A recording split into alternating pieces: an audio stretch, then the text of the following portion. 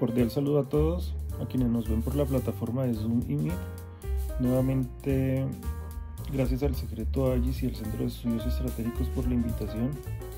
Esta vez para hablar sobre la investigación del terrorismo, viéndolo desde el punto de vista de la inteligencia, ya que si lo vemos desde el punto de vista judicial se afrontaría desde dos etapas, que son una anterior al hecho y otra posterior.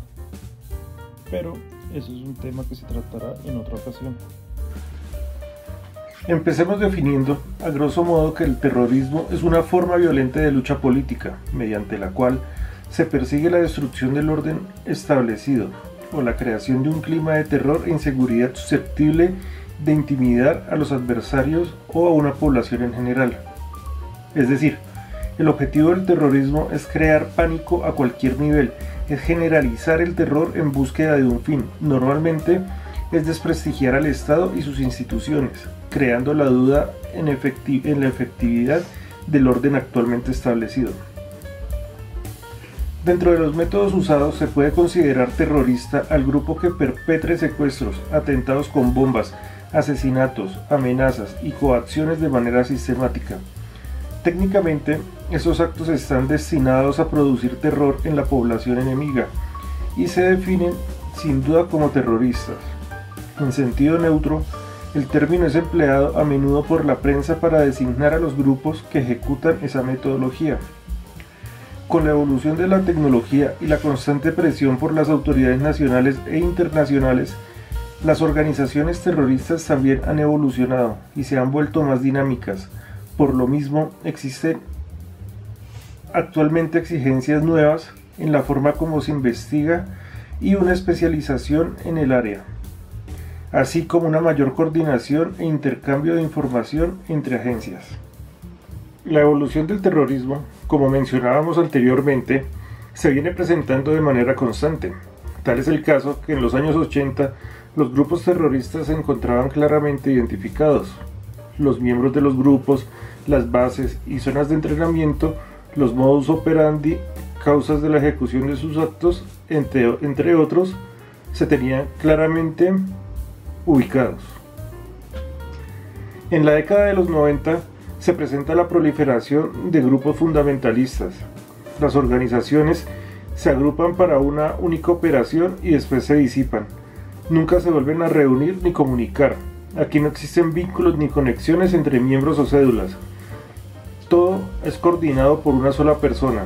Se utilizan personas marginales o enfermos terminales y adicional se presentan nuevas formas de financiamiento como extorsión, hurto y los inicios con el narcotráfico.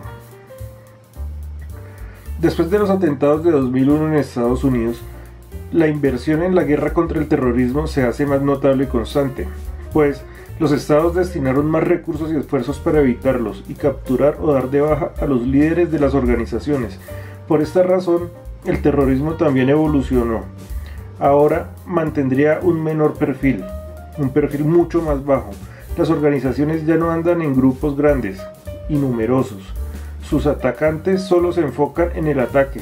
La logística de un ataque es realizada por varias personas que no se conocen entre ellas y van poniendo a disposición lo que él o los atacantes requieren.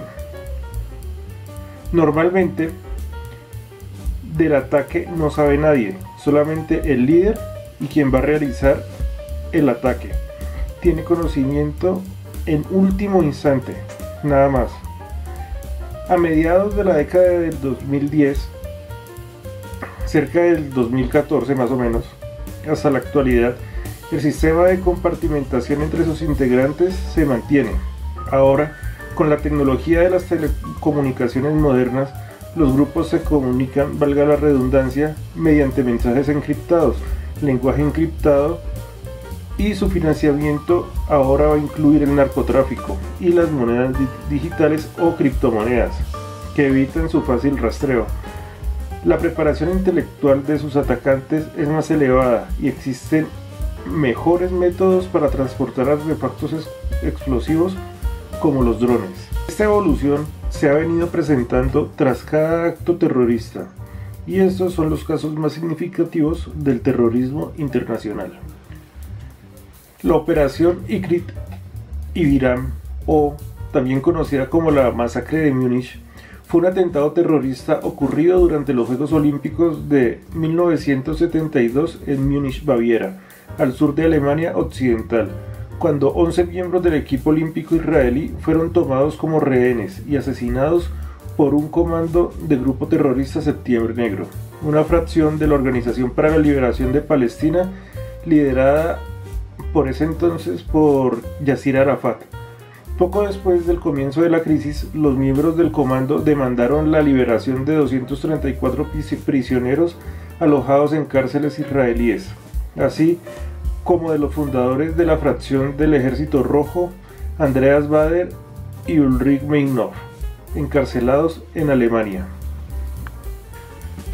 Otro atentado significativo fue contra los cuarteles en Beirut, capital del Líbano. Este fue un ataque terrorista que tuvo lugar en octubre de 1983, en el contexto de la Guerra Civil Libanesa, en el que murieron 241 marines estadounidenses, 58 paracaidistas franceses y 6 civiles libaneses. El primer atacante suicida detonó un camión bomba en un edificio que servía como cuartel para el 8º Batallón de Infantería de Marina de la 2ª División de Marines, matando a 220 infantes, 18 marineros y 3 soldados, haciendo este incidente el número de muertos más mortal en un solo día para el Cuerpo de Marines de Estados Unidos, desde la batalla de Iwo Jima en la Segunda Guerra Mundial, y el número de muertos más mortal en un solo día para las Armadas de los Estados Unidos, desde el primer día de la ofensiva del Tet en la Guerra de Vietnam. Minutos después, un segundo atacante suicida atacó el edificio Dakar, de 9 pisos, a pocos kilómetros de distancia donde estaba estacionado el contingente francés, en el cual 55 paracaidistas del primer regimiento del Chesois paracaidista y 3 paracaidistas del 9º regimiento del Chesois paracaidista murieron y 15 resultaron heridos.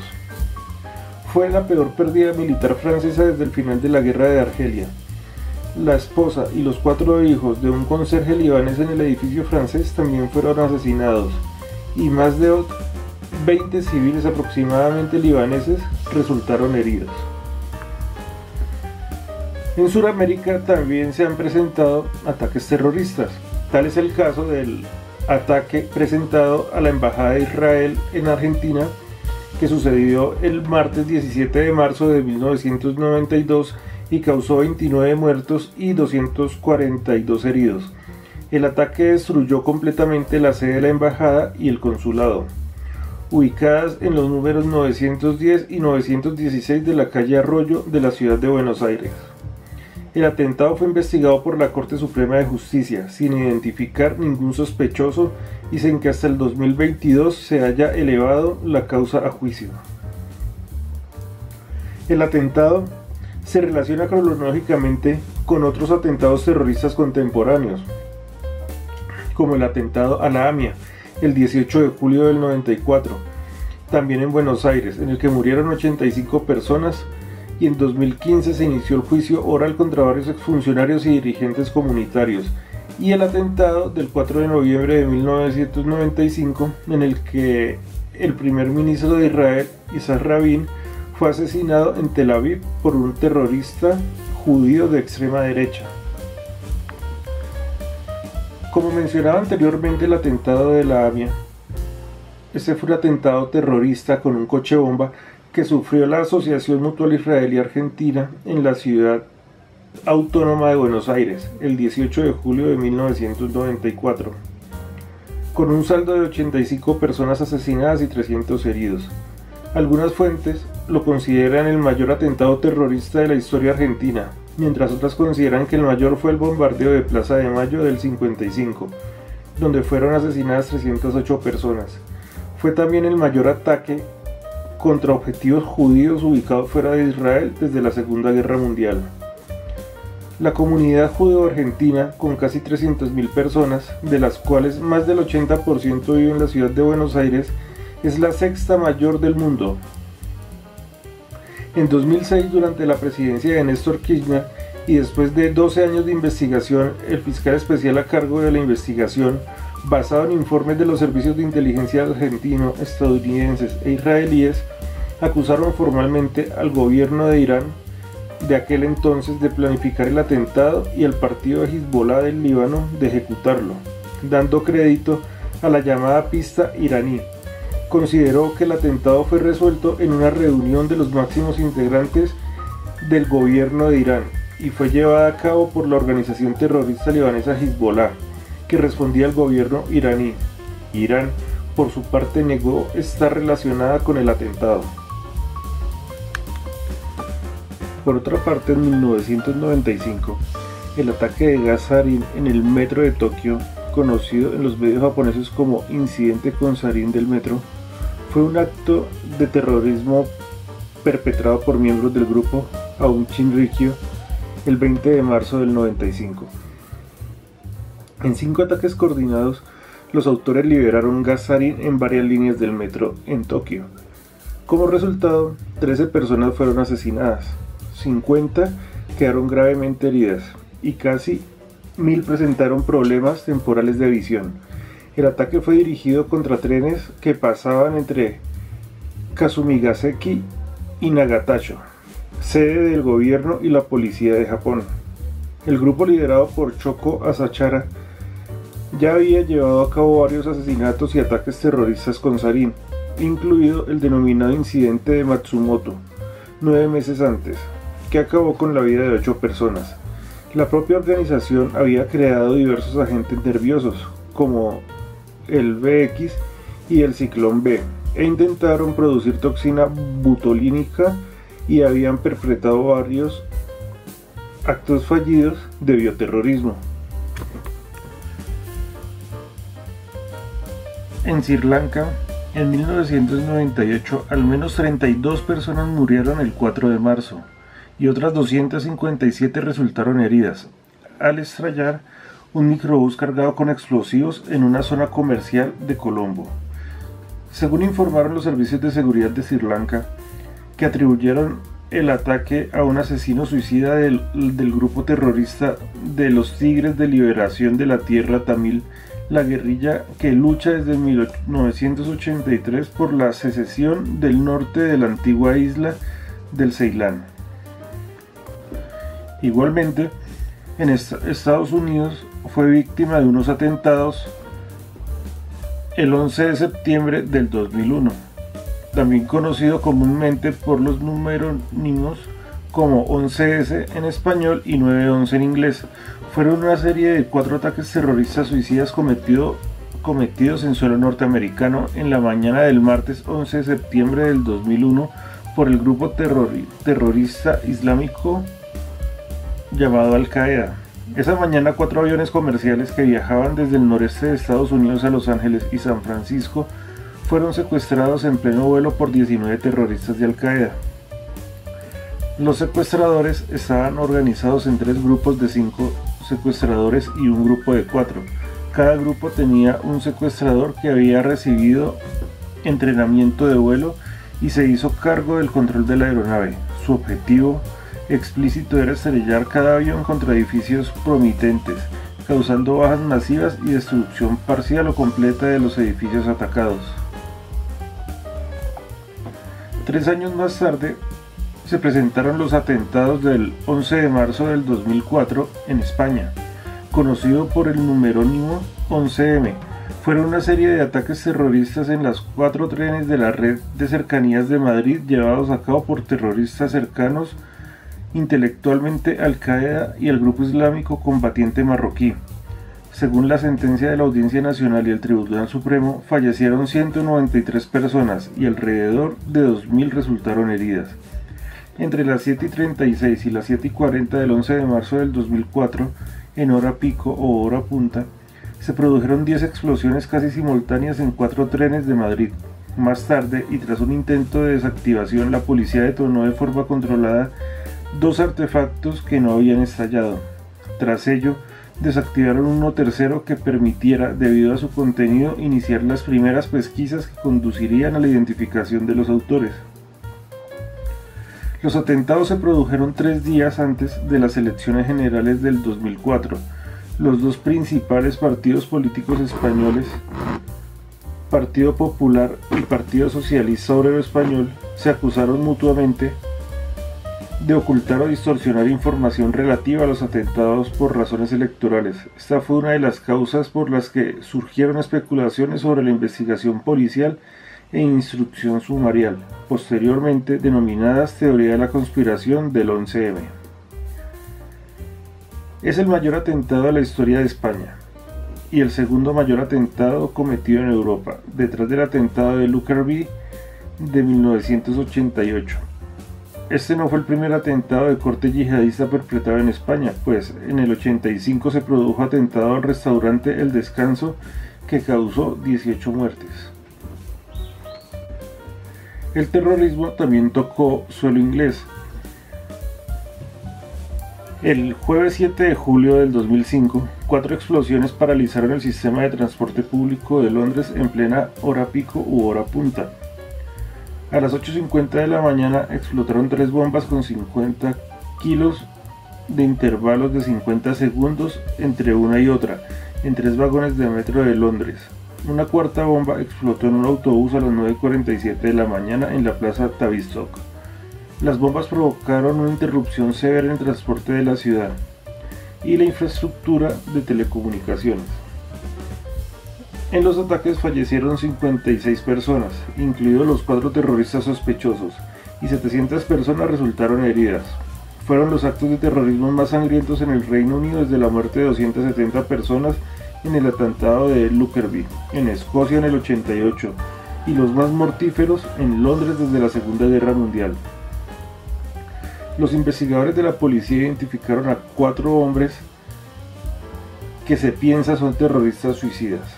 Estos son los segundos atentados en Europa Occidental con presencia de civiles inocentes, tras los atentados del 11 de marzo del 2004 en Madrid, y se piensa que fueron planeados por organizaciones paramilitares islámicas con sede en Reino Unido.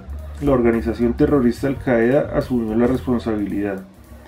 Los atentados ocurrieron mientras en el Reino Unido se estaba dando cita el primer día de la 31ª cumbre del G8, un día después de que Londres fuera elegida sede de los Juegos Olímpicos del 2012, 2 días después del comienzo del juicio del imán fundamentalista Abu Hamza, 5 días después de que se realizara el concierto de Live 8 allí, y poco después de que el Reino Unido hubiera asumido la presidencia rotatoria del Consejo de las Naciones Unidas.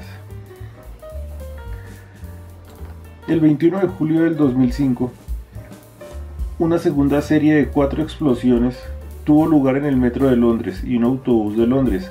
Sin embargo, esta vez solo los detonadores de las bombas explotaron y los 4 terroristas no llegaron a inmolarse.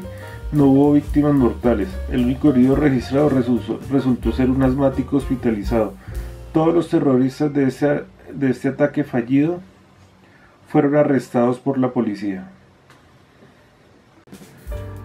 A raíz de estos atentados, en 2001 se emitió por parte del Consejo de Seguridad de las Naciones Unidas normativa internacional sobre los atentados. La resolución 1373 del Consejo de Seguridad de las Naciones Unidas del mismo año condena los atentados terroristas del 11 de septiembre del 2001. Adicional, dice que todo acto de terrorismo constituye una amenaza a la paz y seguridad internacional. Todos los estados deberían prevenir y reprimir la financiación de actos terroristas. Establece el Comité Contraterrorista, integrado por los miembros del Consejo, verifica la aplicación de la Resolución 1373 y además exhorta a todos los estados a que informen las medidas que hayan adoptado para aplicar la Resolución 1373 dentro de sus ordenamientos jurídicos. El 3 de junio del 2002 se realiza la Convención Interamericana contra el Terrorismo liderada por la Organización de los Estados Americanos, OEA, la que consiste en prevenir y sancionar y eliminar el terrorismo. Los estados partes se comprometen a adoptar las medidas necesarias y fortalecer la cooperación entre ellos el ámbito fronterizo, asistencia jurídica mutua, consulta entre partes y las que se consideren necesarias para diezmar las acciones terroristas. Temas tratados durante esa convención fueron el financiamiento del terrorismo, embargo y decomiso de fondos u otros bienes, lavado de dinero, derechos humanos, traslado de personas bajo custodia, denegación de la condición de refugiado. Además de la resolución antes mencionada y de la Convención de la OEA, o Organización de los Estados Americanos, existen 13 convenciones y protocolos internacionales en la lucha contra el terrorismo, de los cuales 12 datan antes de los atentados del 11 de septiembre en Estados Unidos y que motivaron la resolución 1373. Estas convenciones son el Convenio de Infracciones y ciertos actos cometidos a bordo de aeronaves, de 1963, Convenio para represión y apoderamiento ilícito de aeronaves, de 1970, Convención para represión de actos ilícitos contra la seguridad de la aviación civil, en 1971, Convención sobre la prevención y castigo de crímenes contra personas internacionalmente protegidas, incluyendo agentes diplomáticos, de 1973, Convención contra la toma de rehenes, de 1979,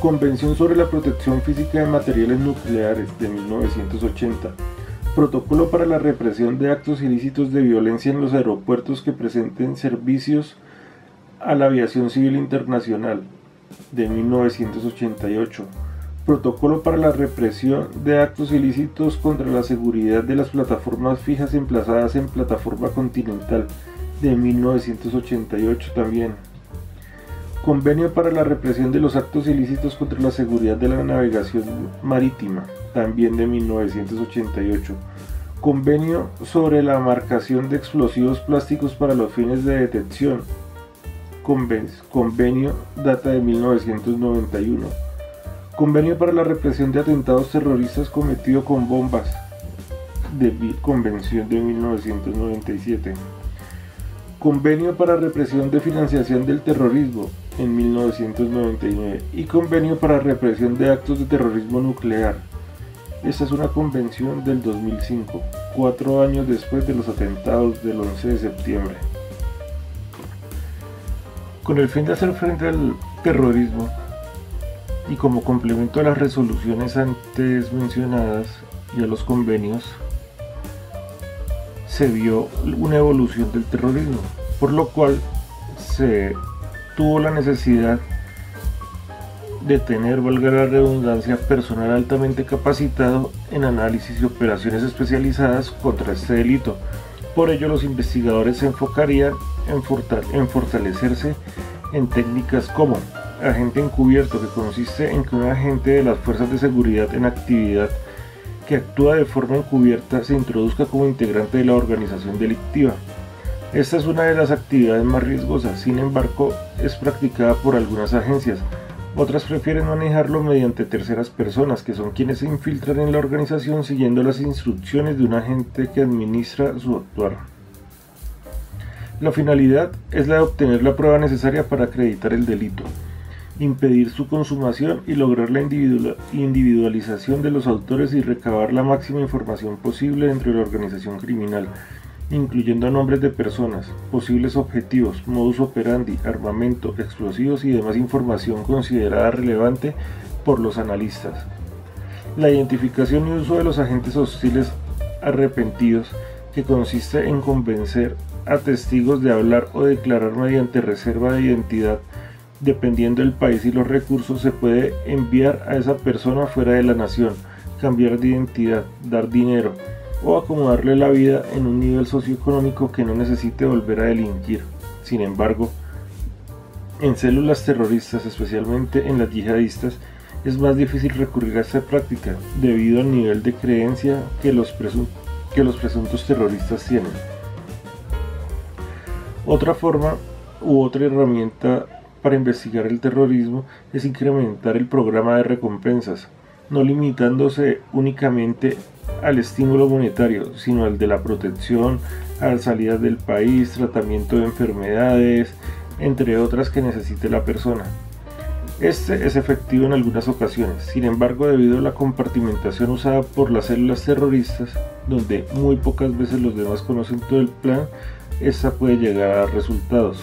Y por último, se requiere un tipo especializado de monitores de internet en todas sus capas, llámese web, deep web, dark web, ya que allí se puede presentar una pista o dar indicios de lo que se pretende hacer o donde se pretende atentar, debido a lo cuidadosas que se han tornado las células terroristas, especialmente con el uso de internet para estas acciones.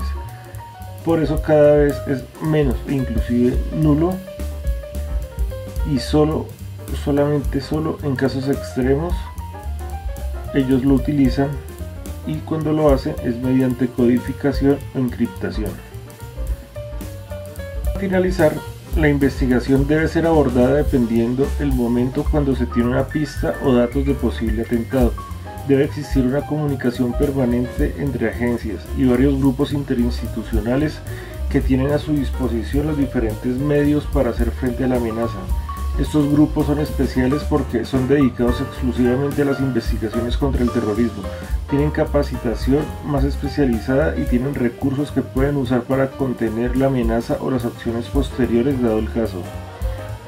Dentro de los recursos que puede disponer un grupo de prevención se destacan: primero, agentes con preparación y experiencia de infiltración, especializados en reclutamiento de fuentes humanas, sonsacamiento de información, agentes operativos con experiencia en vigilancias y seguimientos, analistas de alto nivel con acceso en tiempo real a bases de datos, expertos en explosivos, expertos en armas químicas, nucleares y biológicas, y un líder con bastante experiencia en manejo de personal, manejo de crisis y recursos.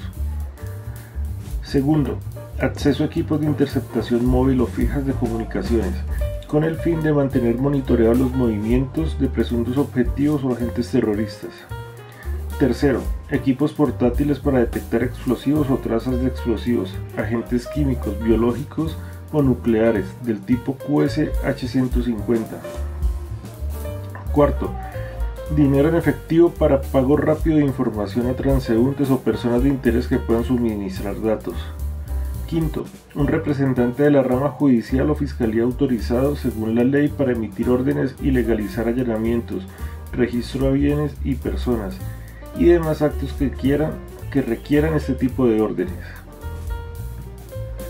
Sexto, automóviles y motocicletas, tanto identificados con logotipos de alguna fuerza del orden, así como vehículos para realizar labores encubierta. Séptimo, contacto directo con servicios de rescate, bomberos u otros cuerpos de apoyo en caso de un desastre. Estas básicamente son las herramientas con las que debe contar un equipo que se especializa en investigar el terrorismo. Debido a la preparación de los agentes, como lo mencionamos anteriormente, los terroristas o presuntos terroristas también se han venido preparando y logrando contramedidas. Por tal motivo, la posibilidad que se presente un atentado es latente, y cuando esto se produce, debe haber un equipo que afronte la investigación. Normalmente, debe ser adjunto a una entidad que tenga las facultades, como una fiscalía o la rama judicial.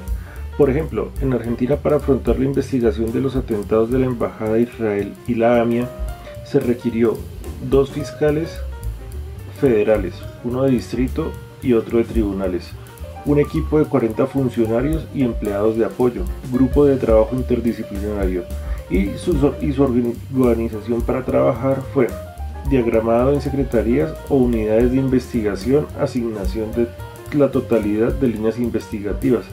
Cada línea tenía una secretaría y que estaba a cargo de un funcionario con vasta experiencia en la gestión de causas completas. Además, tenían tareas de secretaría y unidades de investigación. Cada unidad de investigación ordenaba situaciones procesales de personas sometidas al proceso, avanzaba la investigación asignada, conformaba bases de datos, realizaba informes semanales, interactuaba con otras unidades a fin de obtener mapas situacionales completos, Esta y otras actividades eran las que adelantaban los 40 funcionarios y grupos de apoyo para adelantar esas investigaciones de los dos atentados, tanto de la embajada como de la AVIA. Asimismo, se crearon ejes de análisis fundamentales en el proceso de investigación orientados al financiamiento de atentados, organizador u organizadores del atentado, responsabilidad de funcionarios de la República Islámica de Irán,